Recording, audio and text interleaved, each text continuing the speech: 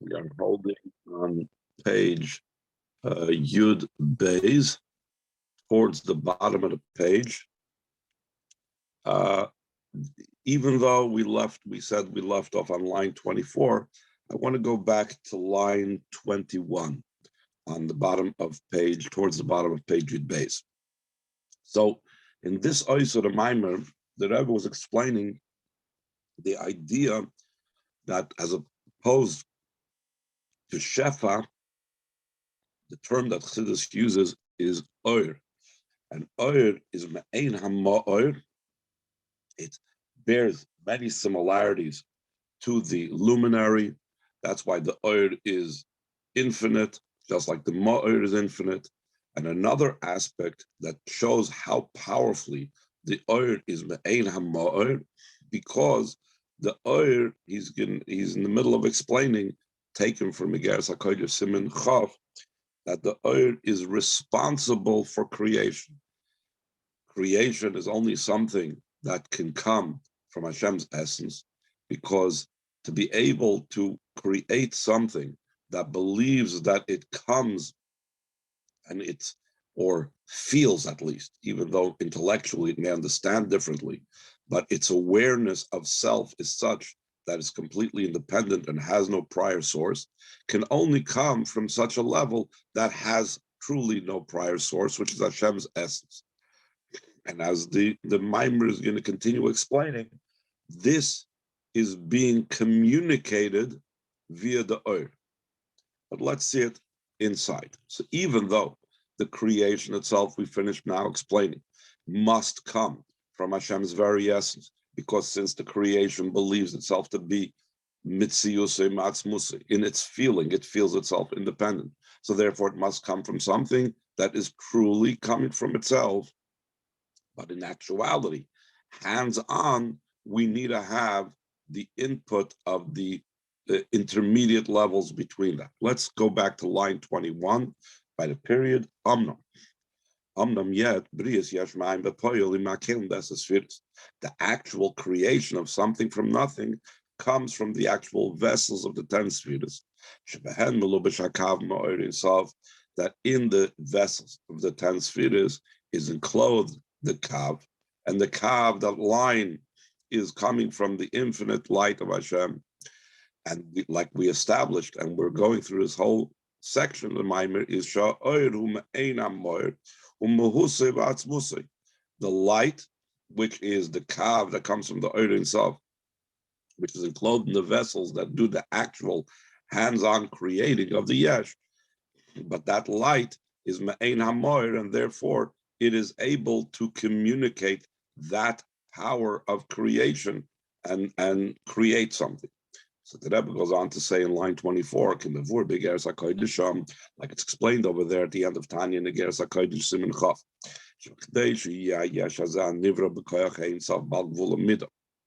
So this created yesh, that is created by the power of the Ohr Ayn Sof, should have a boundary, should have a measure. In other words, the Alter Rebbe is explaining, if the power of creation comes from Atzmus, so why is there the need for it to go through the Oidus and Kelim of Atzilus? Why does it have to go through the Kav that's enclosed in the Kelim of Atzilus? Let it be directly created from Atzmus. But then that would be a problem. Then the creation would also be infinite, like the source where it came from. So it has to come via the Oidus and Kelim. The Oidus and Kelim give a limitation, a boundary to the creations. Therefore, he says in line 26, the Slavish Ohr Ayn Sof B'Kelim, that's Sefiros Atzilus, the infinite light of Hashem was enclosed in the vessels of the 10 Sefiros Atzilus, and is joined within them in a total unity, to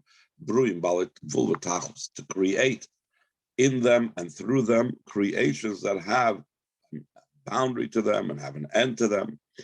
So even though, like we said before, the hands-on, the actual creation had to go through the Oidus and Kelim of Atzilus, but Aval Etzem in Neisavas HaNivro Ohr Ayn Sof, the very essence of creation had to be from the infinite light.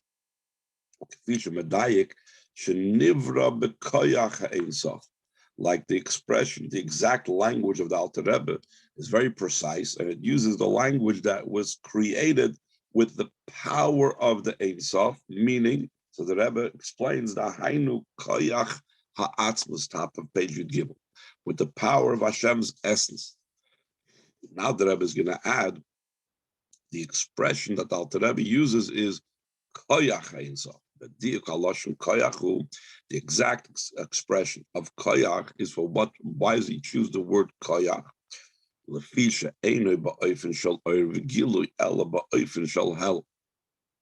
not in a way of a light and revelation, but it's in a way that's concealed. That the Atzmus aspect, the essence of the Eivishter aspect, is hidden away, and that's that difference in Chassidus between the term Koyach and Ohr. Ohr is literally revelation. So even though it's coming from the Ohr Ayn Sof, and the Ohr Ayn Sof reveals that power of Hashem of creating something from nothing, but with that, the way it connects with the Nivra is in the way of Koyach, in a way that it's some energy or power that you put into it without recognizing where the power and energy is originally from. That's also the same reason why the creation is called Yesh Me'ayin. Why is it called Me'ayin? Is the Eibishter not here, Chas v'Sholom? But it means it's not recognized, it's not seen, it's not felt by the creation. So it's the same idea, calling it the Koyach Ayn Sof, or the Koyach of the koyach of the atzmus that's creating, or saying that it's yesh me'ayin is the same message. That from the perspective of the nivra, it's not felt, it's not something that is within its normal consciousness, unless, like we said before, unless the nivra takes a moment to think and meditate and so on. So it goes on line 3, move on. From this is understood to what degree the light is similar to the luminary, which is really the point that he's all about over here now. The point is to emphasize how much light is like the luminary.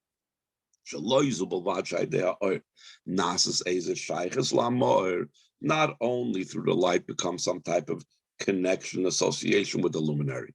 Like we said earlier, that by looking at the light, you could tell, is it the sun? Is it a candle that's coming from? Is it the moon that it's coming from?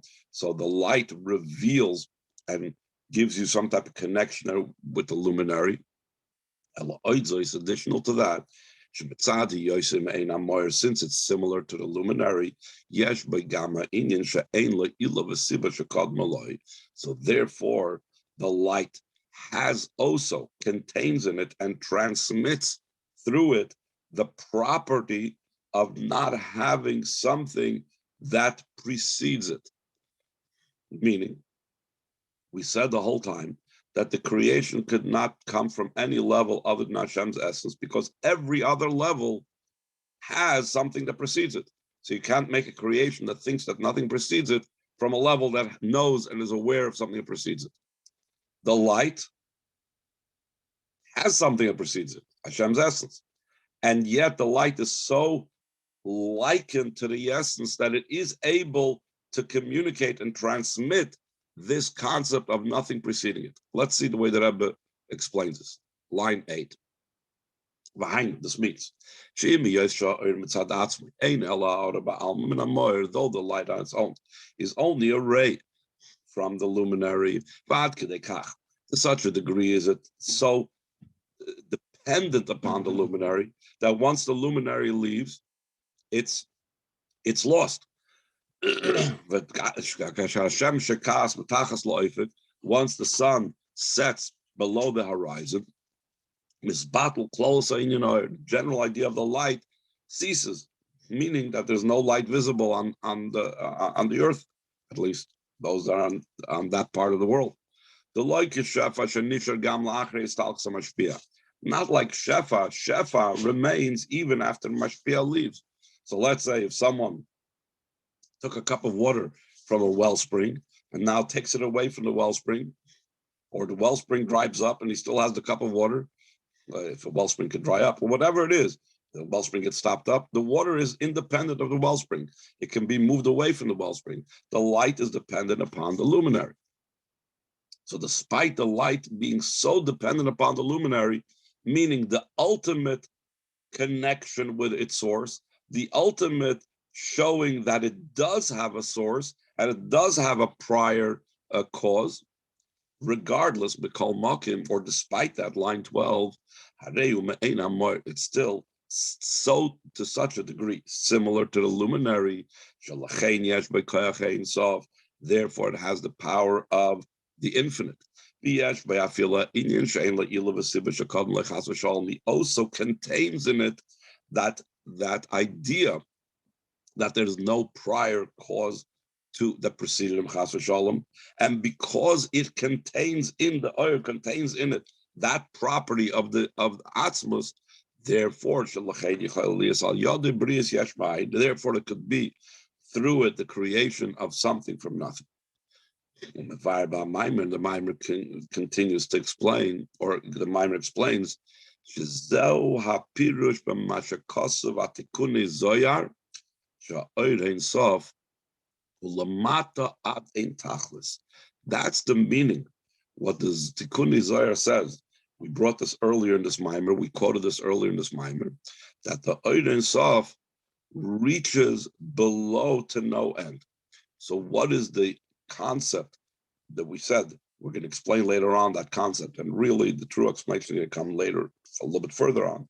But one of the aspects of this idea that the Ohr Ayn Sof reaches below to no end,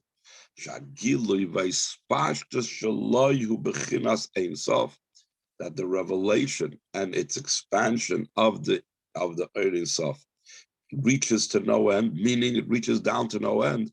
Through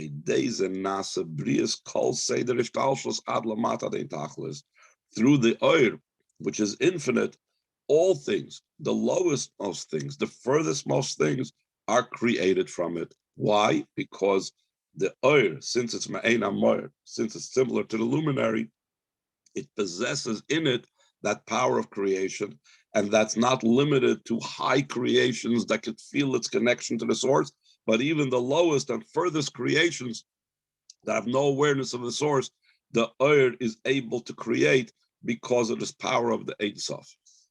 Any questions?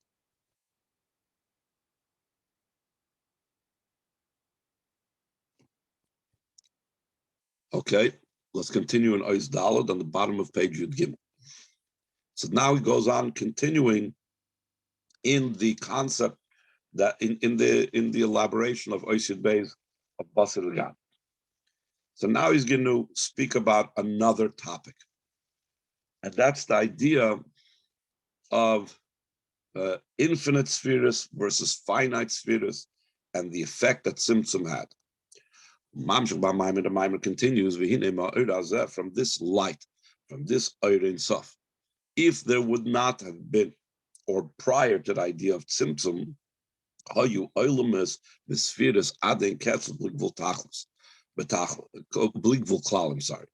there would have been worlds and spheres that would be without end and without boundary whatsoever. The Rebbe explains this quote from the Friedrich Rebbe, the Kiva Ein Amor, Ein Sof, since the light that comes, that is similar to a luminary, is without an end, how they move and it's understood. The creations that came into being from it. Even the way they are down here below, they're in a way that's without a boundary. And the way of a true, unbounded manner. In other words, there's things that are relatively bligvul, that are bligvul in regards or in comparison to certain things. And then there's bligvul, which is true bligvul. And that is the Ohr Ayn Sof, because since it is Me'ein HaMo'er, so the infinite aspect of it is a true level of bligvul. Mevayin explains She'inin the bligvul ve'Ain Sof ha'amiti bein yonim she'nesavu Ohr Sof yeshne b'chol hadarkes, that this idea of being without boundary and truly without end in those matters that came into being from the infinite light of Hashem, there's to be found and expressed in all the levels. Let's go to the top of page Yudalit. 1 second. Let me close the door over here. Excuse me, sorry about that. Maska Levi, top of page Yudalit, he begins to explain Inyan Zev, this idea of the bleak vul, of the Ohr, the way it manifests itself in different levels. So he starts from the most highest level. He explains, he starts explaining this Ma'adarga, Yoser El Yoina Lamaila Maila, from the most highest level, higher and higher. Maybe he brings the statement of the part of the Zohar known as the Idra Zuta, that it says, Kahai Butsina, like this candle, the Ispashet Lachol Starve Evar, that it expands, that the rays of a candle, you put a candle in a dark room, so the rays of light of that candle go out to every corner. So without looking at the light source, you see light in this corner, you see light in that wall, you see light on the floor, you see light on the ceiling. It seems like there's multiple lights. But if you try v'chad testakel lemindaloi, when you will examine to see and this, what is this light? Where is there multiple lights? Is it one light? All you'll find is just that one candle alone. What is the metaphor? What's he trying to explain with this? So the Rebbe goes on to say, this means though the light is something that sparks out and illuminates every side and every corner, what does that mean spiritually? And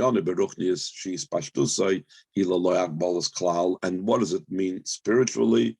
That the way it expands, the Ohr Ayn Sof, the way it expands, is without any boundaries whatsoever. But in truth, it's only a single candle, meaning that this Ohr Ayn Sof, that though it goes in many levels and many places, and seemingly indicating a multiplicity, still no, it's only one. This means that there's two opposites and two extremes to be found in the Ohr Ayn Sof itself.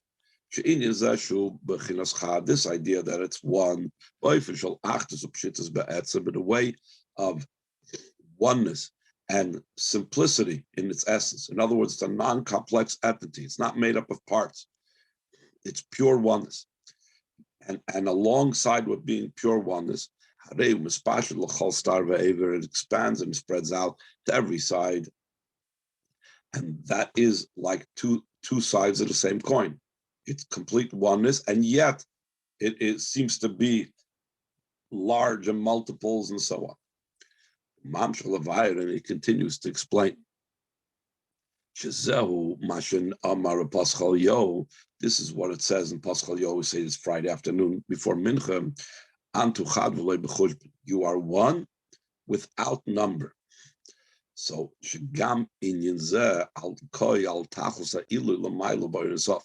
also this description of you are one without number, or you are one without count, is also going on the ultimate elevation above in the infinite light of Hashem.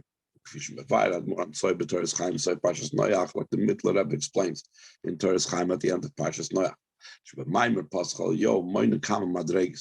That in Paschal Yo he enumerates many levels. And it begins from the most highest level. In other words, if one reads the Paschal Yo itself, it may seem like he's speaking about in general, perhaps the level of Atzilus, or in general the level of Atzilus and Keser, perhaps Atzilus and Bia. But the Rebbe is saying, no, really there is a certain hierarchy that he's talking about over there in the Paschal Yo. And really in Paschal Yo, he's beginning from the most highest level, meaning the Ohr Ayn Sof, higher than Atzilus. Then he's going to like explain the levels of Atzilus and so on. Concerning this highest, most level. The Paschal Yo says, you are one without number or without count. So even in this term, they need to be divided into two sections, Antuchad and Loy B'Chujban. To think Antuchad, you are one, Koyal Achtas Apshuta, is going on Hashem's pure oneness, non-complex unity that's not made up of parts. But Loy B'Chujban, what does it mean without number? He is not at all in the category of numbers or math or calculation. Why? Because beyond the whole idea of Sefiros. When we come to Sefiros, we have a number of Sefiros. We have 10 Sefiros, not 9, and so on. Or maybe, as we'll speak later, infinite possibilities of Sefiros, but let's put that aside for now. Why is it without calculation? Because it's higher than the Sefiros. Amnam on line 22, yet, we must say, should be Achtus, from this total oneness, from this pure, non-complex oneness, came about the multiple creations. Like it's explained at length over there in Teres Chaim in the Middle Rebbe. Like it's also understood from what's explained previously in the Geras HaKodesh Siman Chaf of the Middle Rebbe. I'm sorry, of the Alter Rebbe, that the creation of something from nothing came from the infinite light of Hashem. The light is similar to the luminary. The luminary is Hashem's very essence, the emanator's essence, top of page above. That its very being is from his essence. It's not caused by any prior cause that preceded him, heaven forbid. Therefore, the imkain comes out as follows: Riboy hanivroim, the multiple creations, who dafkim mimakim kazeh sheshamu achzap shuta, is only from such a place that over there there's complete oneness, because that complete oneness has no prior cause. That pure oneness has no prior cause and prior source and so on. Therefore, this is the source of all creation. The source of all multiplicity comes from an area that supersedes and transcends multiplicity. That's the ultimate in non-multiplicity, in pure oneness. That is one understanding of the term Antuchad v'loy b'chujban. Now he's going to explain another understanding, which indicates already a little bit of how it starts relating to multiplicity. Zem Muchrach line 5. From this, we're forced to say, the second explanation of what it says, and you are one without calculation. The main thing is another explanation in the chujban part, in the calculation, in the number, in the count. Like it's explained in the Maimer,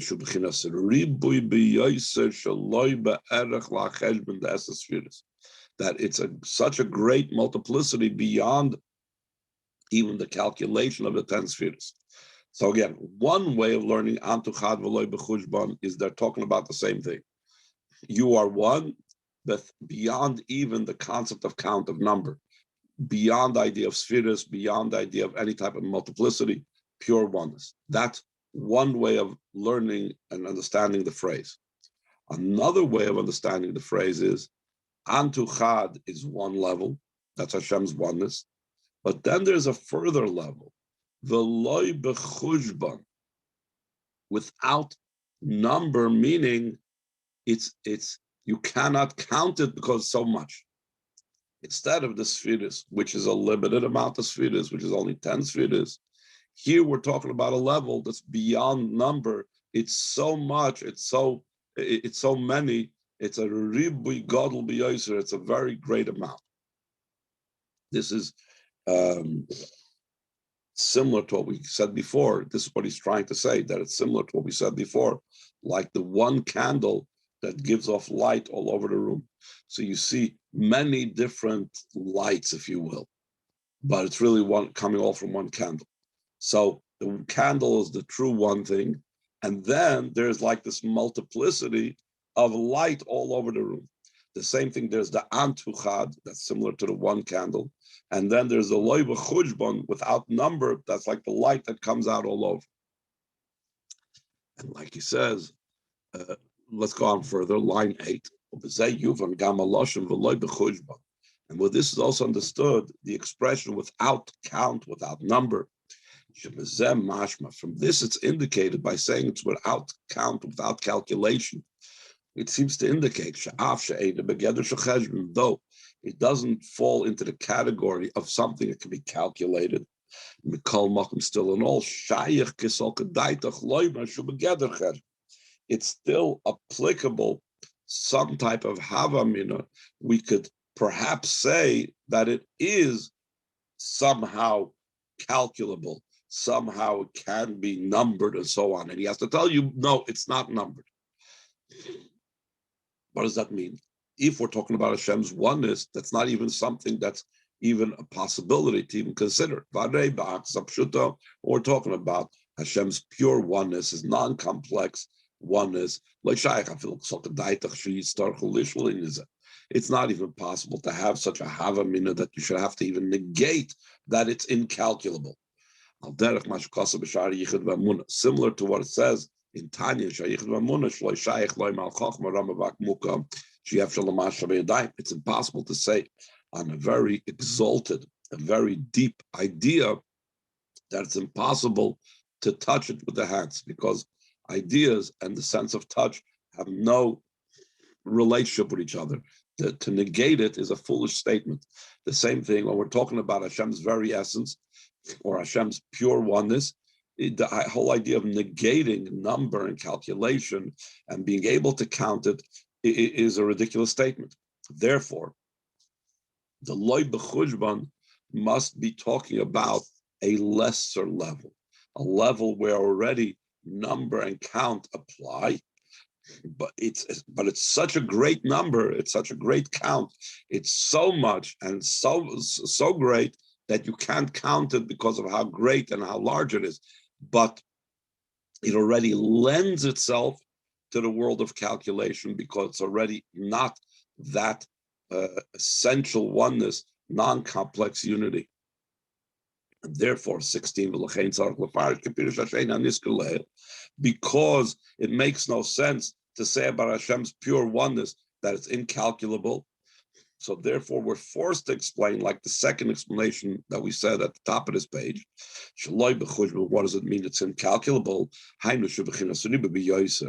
The reason why it's incalculable is because it's so much. It's so great.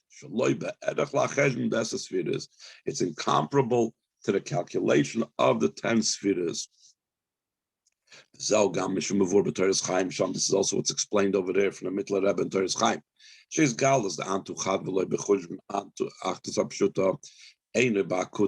the revelation of Hashem's oneness, his pure oneness, is not in the level of akudim. Akudim is the first level after ak, where everything is. It says 10 spheres are in one vessel. Not even in the world of Toyu, where everything's just like dots, separate 10 spheres. El dafke bebrudim, specifically in the level of brudim, the level of Atzilus, where it's intermingled. The spheres have multiple hues and colors and intermingling, so it's not just limited to 10. The Gemasa b'koyach nefesh is similar to the soul powers. The true idea of intermingling of the soul powers in such a way that it's considered like a pure oneness. Top of page design. It's not in the potential soul powers of the soul. In other words, the way the soul powers are in the state of potential within the essence of the soul, and even not in the soul powers themselves, the way they're already revealed as separate soul powers of chesed and gvura and so on. ואפילו לא בכויכס המספשתם הנפש לא נסלבש עדיין בפרוטי חלקי הגוף. And not even the way these soul powers spread out and expand from the soul itself, that we're not getting clothed in the individual parts of the body.